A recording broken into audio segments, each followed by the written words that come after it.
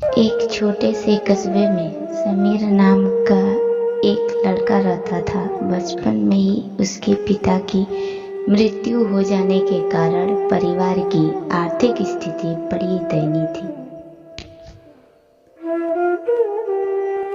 समीर की माँ कुछ पढ़ी लिखी जरूर थी, लेकिन उतनी पढ़ाई से नौकरी कहाँ मिलने वाली थी।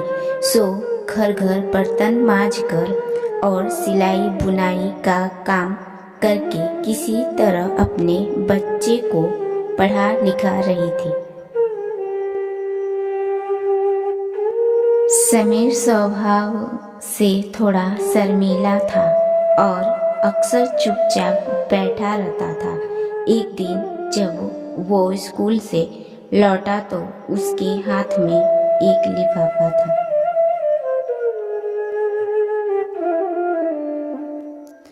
उसने माँ को लिफाफे पकड़ाते हुए कहा, माँ, मास्टर साहब ने तुम्हारे लिए ये चिट्ठी भेजी है, जरा देखो तो इसमें क्या लिखा है।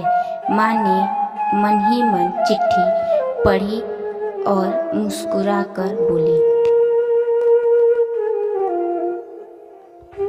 बेटा, इसमें लिखा है कि आपका बेटा काफी होशियार है। इस स्कूल के बाकी बच्चों की तुलना में इसका दिमाग बहुत तेज है और हमारे पास इसे पढ़ाने लायक शिक्षक नहीं है।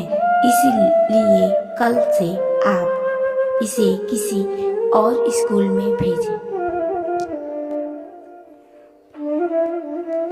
यह बात सुनकर समीर को स्कूल न जा सकने का दुख तो हुआ, पर साथ ही उसका मन आत्मविश्वास से भर गया कि वो कुछ खास है। उसकी बुद्धि तीव्र है। माँ ने उसका दाखिला किसी अन्य स्कूल में करा दिया। समय बीतने लगा। समीर ने खूब मेहनत से पढ़ाई की। आगे चलकर उसने सिविल सर्विसेज परीक्षा भी पास की और आईएएस ऑफिसर बन गया। समीर की माँ अब बूढ़ी हो चुकी थी। वह बहुत दिनों से बीमार भी चल रही थी और एक दिन अचानक उसकी मृत्यु हो गई। समीर के लिए ये बहुत बड़ा आघात था। वह बिलख बिलख कर रो पड़ा। उसे समझ नहीं आ रहा था कि अब अपने माँ के बिना वो कैसे जिएगा। रोते रोते ही उसने माँ की पुरानी अलमारी खोली और हाथों में उनकी माला, चश्मा और अन्य वस्तुएं लेकर चूमने लगा। उस अलमारी में समीर के पुराने खिलौने और बचपन के कपड़े तक संभाल कर रखे हुए थे। समीर एक एक कर सारे चीजें खींचने लगा और तभी उसकी नज़र एक पुरानी चिट्ठी पर पड़ी। दरअसल ये वही चिट्ठी है जो मास्टर साहब ने उसे 18 साल पहले दी थी। नम आंखों से समीर उसे पढ़ने लगा।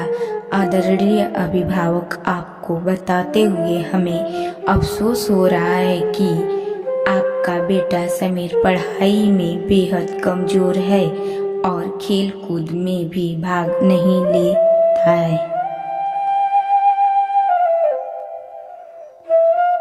जान पड़ता है कि उम्र के हिसाब से समीर की बुद्धि विकसित नहीं हो पाई है, अतः हम इसे अपने विद्यालय में पढ़ाने में असमर्थ हैं। आपसे निवेदन है कि समीर का दाखिला किसी मंदबुद्धि विद्यालय में कराएं अथवा खुद घर पर रखकर इसे पढ़ाएं।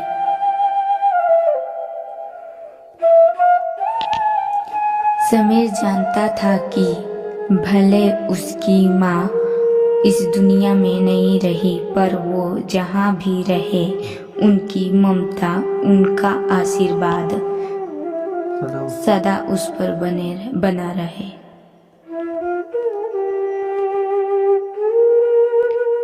दोस्तों, रुडयार्ड किपलिंग ने कहा है, God could not be everywhere and therefore he made mothers. अर्थात भगवान सभी जगह नहीं हो सकते, इसीलिए उसने माएँ बनाई हैं। माँ से बढ़कर त्याग और तपस्या की मूरत भला और कौन हो सकता है।